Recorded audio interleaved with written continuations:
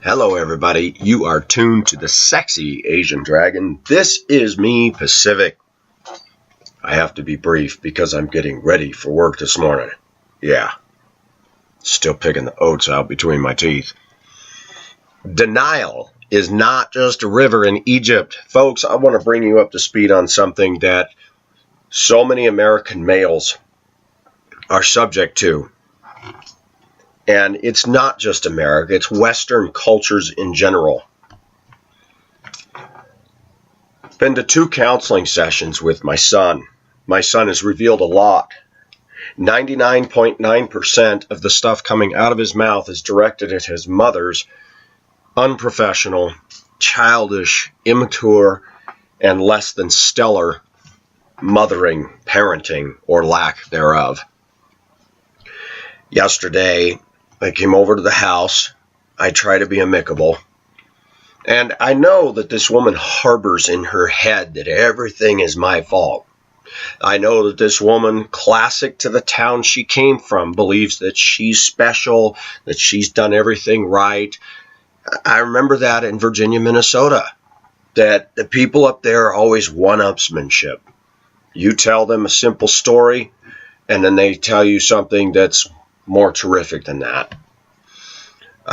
You talk about weather, they say that they've got everybody beat for weather. It was funny because the counselor had asked her to talk about, different things, and me.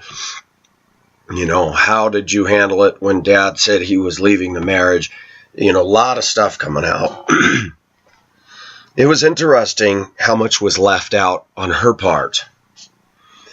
And I started telling that when I divorced, that I told her I was leaving the marriage. And I told her that I couldn't do it anymore. And I even told the counselor, she looked at me, smiled, and said, I think that would be wonderful. We bring out the worst in each other. The counselor said, you were okay with that? She said, yes. What she left out is not a week after I moved out of the place and the divorce was finalized, I get a rash of phone call hate messages by her, to which I had to call the pastor at Chisholm, Minnesota, and say, man, I'm getting all kinds of nasty grams on my phone. And this went on several times. He told her several times to stop. Her way of dealing with that truth was to leave that church and go to another. This woman has talked so bad about me since day one of the divorce and painted a picture in that poor kid's mind, and she broke down in front of the counselor, and of course none of that came out. My son had admitted that he was tired of both of us talking about each other, and I said, you would come over to the house and tell me things Mother said, and I would defend myself. She breaks down and starts crying and says, I've been in this all by myself, no help, and all that. And I thought, yep.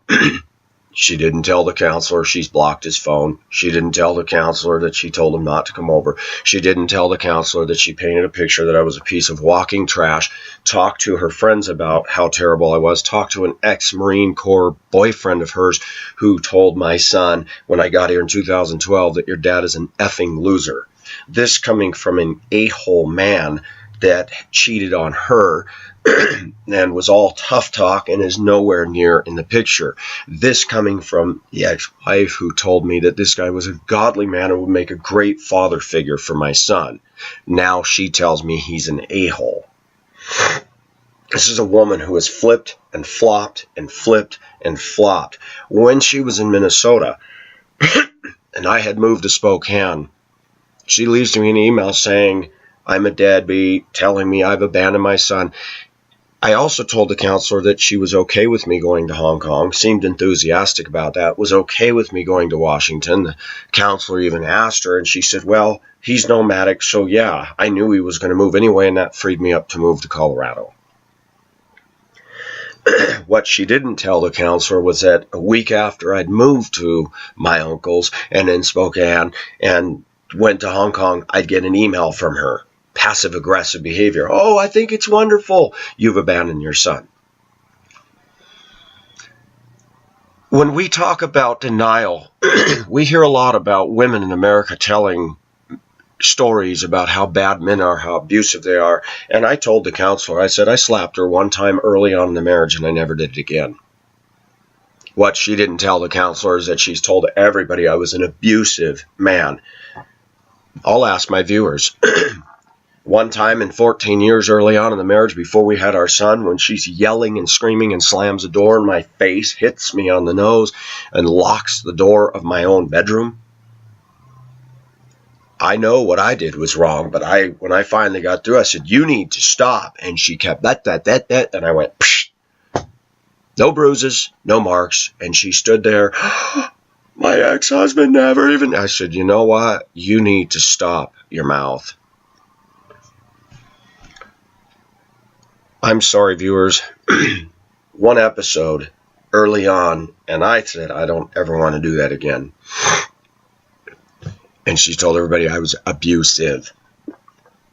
Abusive because I raised my voice. When I came in the house yesterday, my son had a mark right here, and I said, is that a hickey? Yes, he's been seeing a girl. Thank God it's a girl. And I just asked him. No, I fell down. And I said, let me see that. And I touched it. I said, that's not an abrasion. There's no surface marks. She starts yelling at him, using profanity. Before the counselor came yesterday, it's about 5:30. And he keeps saying, could you please stop cussing at me? Could you please stop yelling? You got time to get hickeys, but you can't effing help me. Explodes all over. And I'm thinking, gosh, I wish the counselor could see this stuff. I said, son, can you just tell me the truth? And he finally admitted.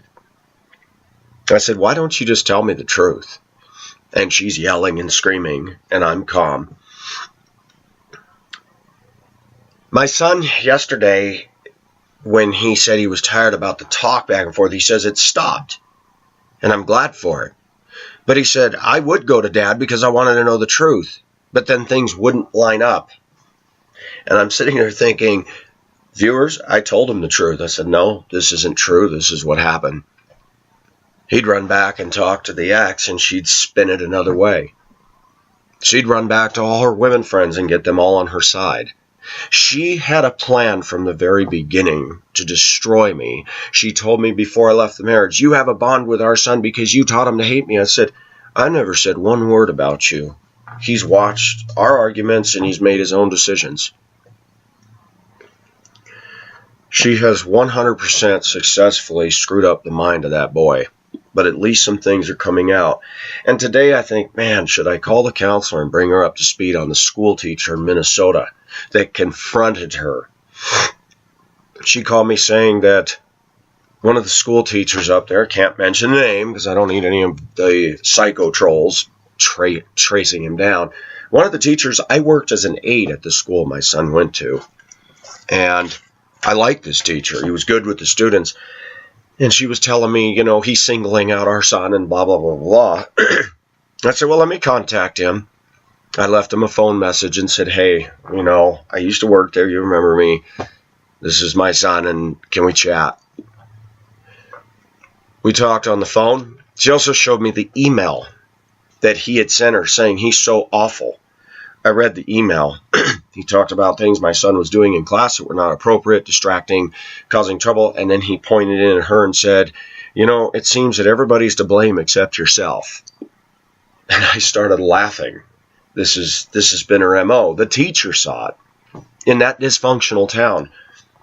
Yesterday, she proceeded to, in front of the counselor, say this town was very dysfunctional. And I thought, yeah, that's where you're from. She said her workplace is dysfunctional. Everybody is dysfunctional. And this picture comes out that everybody's bad but her. And viewers, it's frustrating. And then I got to say my piece, and I was very careful not to say anything that would kick a gas can over. And the counselor said, excuse me, do you have anything to say? Now, mind you, she didn't contest one thing I said because it was all truth. Well, I have a lot that I would say, but it would start World War III, and my goal is just to help him. And I thought, nice save. I hope the counselor can see through that. it wouldn't start World War III. I'm not the one exploding and cussing right there. But she pours on the crocodile tears, to which my son reaches over and grabs her hand. And I said to my son, are we going to do something this Saturday? And we talked about him blowing that off last Saturday. And the counselor said, I'm very glad the way you guys handled that. I said, I don't yell and scream at my son. I don't do that. That has not been my style. I said, I don't like what he does, but I figure yelling and screaming. And I heard him before that counselor said, will you stop yelling at me? I can yell, this is my house. And, the whole classic American female, not in control of their emotions. And he goes, well, yelling hasn't worked, Mom. Maybe you ought to try something else. Nothing I've done has worked. And then when the counselor comes, I've been in this all alone. And I finally told the counselor, I said, it's gotten to the point where I don't feel comfortable coming to the door because I don't want a confrontation with her. I came with an ex-girlfriend a couple years ago because I don't want to come here alone. I want to witness when things go ugly. Viewers, I don't have a lot of time to talk because I have to get ready. Denial is a big problem in Western cultures. And it's not just women who do this, it is men. We'll talk about that in due season. But women that deny and lie, and a school teacher confronts her. Many of her friends are no longer in her life.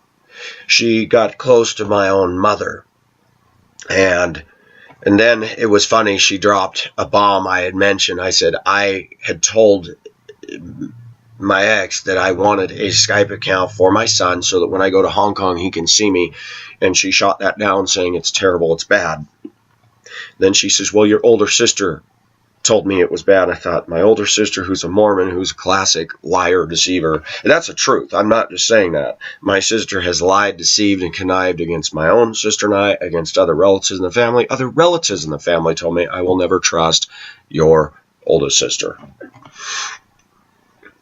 And it's interesting that my ex-wife had no relationship with my family.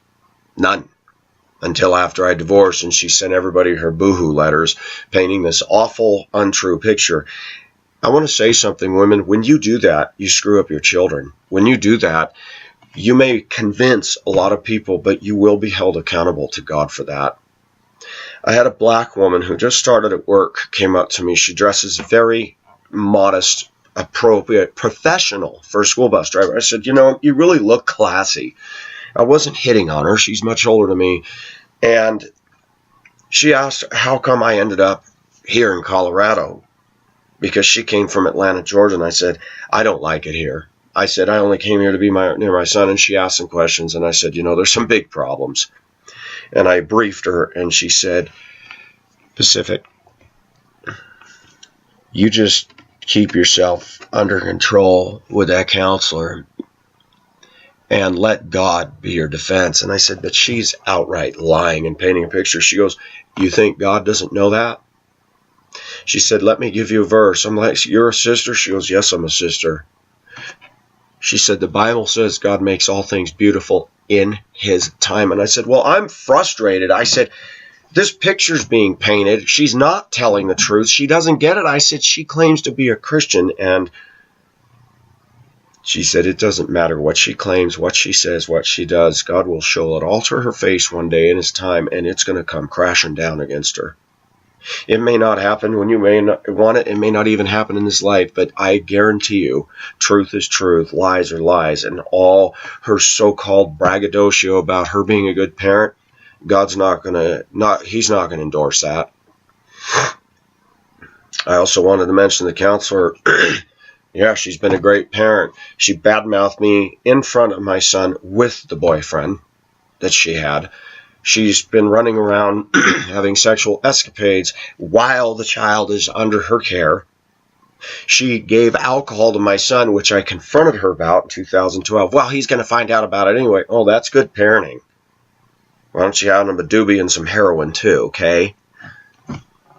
Viewers, I want to tell you, we men have been thrown under the bus in American culture. You can thank feminism for that. You can thank the media for that.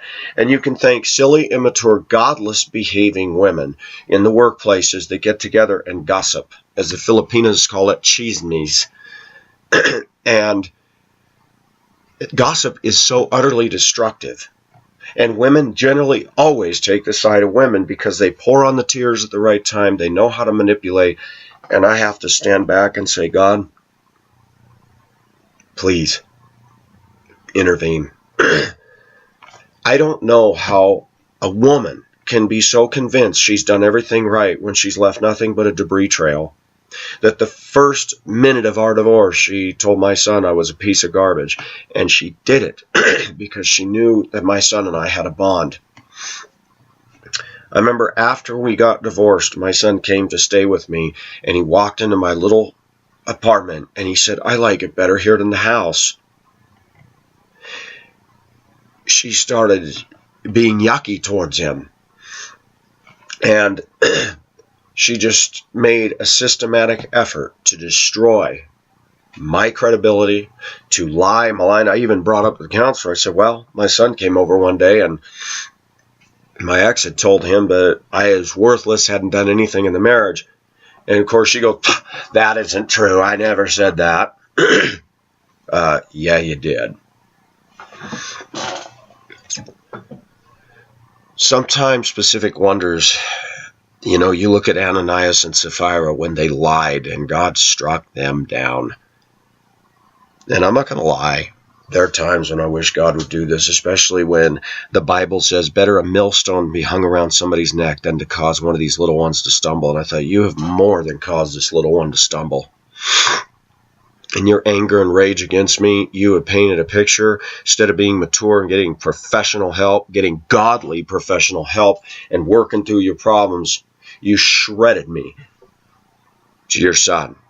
And now not only is he confused, but he's been reacting in anger because of your violence against him, your tirades, yelling and screaming.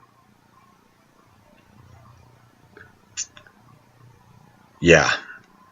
Then out came all this stuff. He had called me 2 hours after, you know, the appointment that he and I had blew off, wanted me to charge a pizza on my credit card while he was with his friends. And I said, no. And that was last Saturday. And I said, do you want to tell the counselor and your mother what you did with that phone call? And that you called me? She goes, oh, he did that to you too. I said, but do you want to tell your mother why you told me you wanted me to buy you food? It's because you don't have any food in the house. She goes, I've got a fridge stocked full of food. He goes, yeah, all the stuff you like.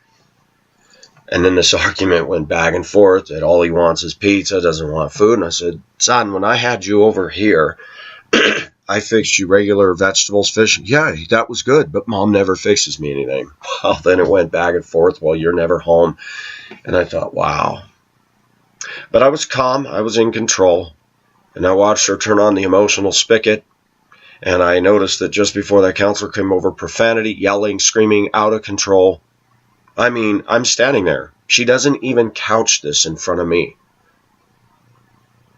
So, viewers, I just want to tell you, for those of you men going through this, the only thing we can tell ourselves is God sees all things.